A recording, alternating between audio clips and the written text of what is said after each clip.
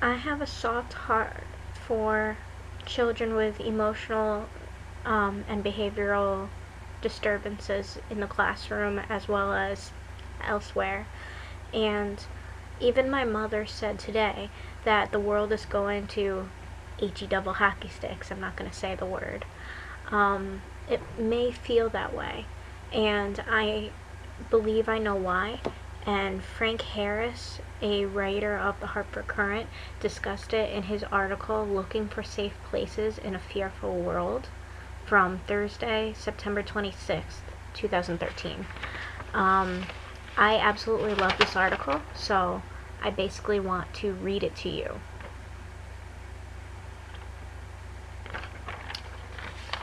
It says, "It's easy to say there's no place safe anymore. Can't go to the mall without thinking about Kenya. Can't go to a marathon without thinking about Boston. Can't go to the movies without thinking about Aurora. Can't go on a plane without thinking about 9/11. Can't go on a train without thinking about London. Can't go to a government building without thinking about Oklahoma City, Fort Hood, and the Washington Navy Yard. Can't go to the inner city without thinking about Chicago. Can't go to church without thinking about Sikh Temple in Wisconsin. Can't go to school without thinking about Newtown, Columbine, and Virginia Tech.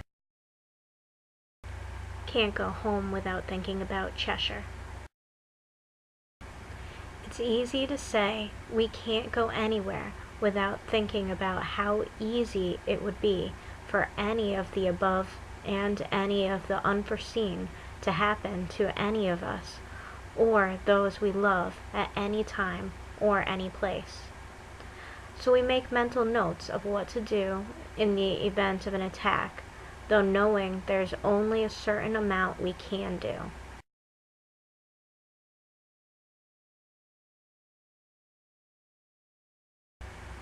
We are vulnerable to attacks of terrorism, whether terrorism is defined in the Code of Federal Regulations as the unlawful use of force and violence against persons or property to intimidate or coerce a government, the civilian population, or segment thereof, in furtherance of political or social objectives, or terrorism sparked by mental instability, or a culture of violence of any other root cause or motivation. No matter, it is all terrorizing. It is all deadly.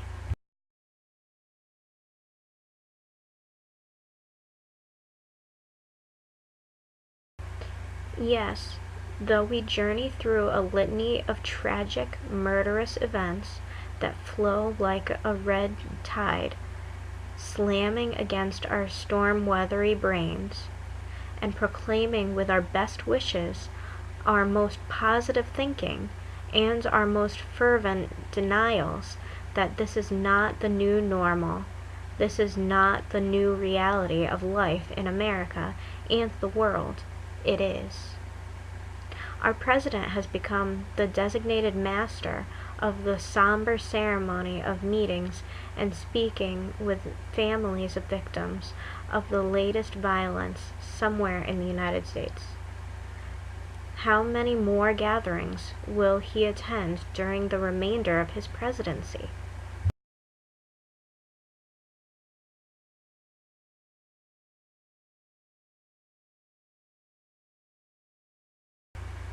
It is easy to say humanity has changed and the world is now more off kilter than it ever was, but people and the world are in the same.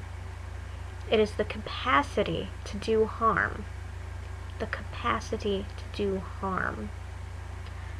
that has increased exponentially due to the modern weapons, just as the way to inform us of each event has increased exponentially due to modern technology. So we see and hear far beyond the borders and boundaries of the past. We know more about the bad things done. We believe we are at the mercy of those who wish to do us harm. We take no solace in the knowledge that the chances of our being victims of any form of terrorism are statistically negligible. A look at the Centers for Disease Control's leading cause of death show we are more likely to die of cancer, heart disease, accidents involving cars, planes, or water, or our own hands than by the bombs or bullets of any form of terrorism. Yet, we invest in all measures of security and screening, just in case. Because people get hurt, people get killed, and the living live in fear. It is fear that makes us imagine the shadows are taller and wider than they are. It is fear that makes us want to put armed guards in schools.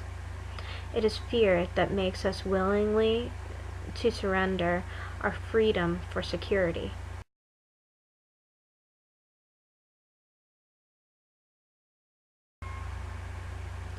6 of 10 Americans in an ABC News Washington Post poll in June said they support intelligence gathering efforts of the national security agencies to collect extensive phone records and internet data to help identify terrorist threats. It makes sense. How free are we if we aren't safe? But controversially, how safe are we if we aren't free? There's no safe place. Perhaps with this understanding, we might be free to appreciate what we have and those with whom we share it. Or maybe that's just too sentimental.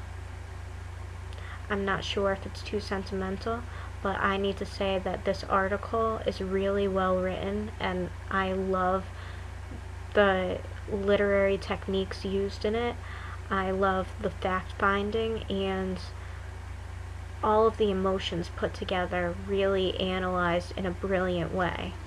And it makes perfect sense that the author, Frank Harris III of Hamden, is a professor of journalism at Southern Connecticut State University.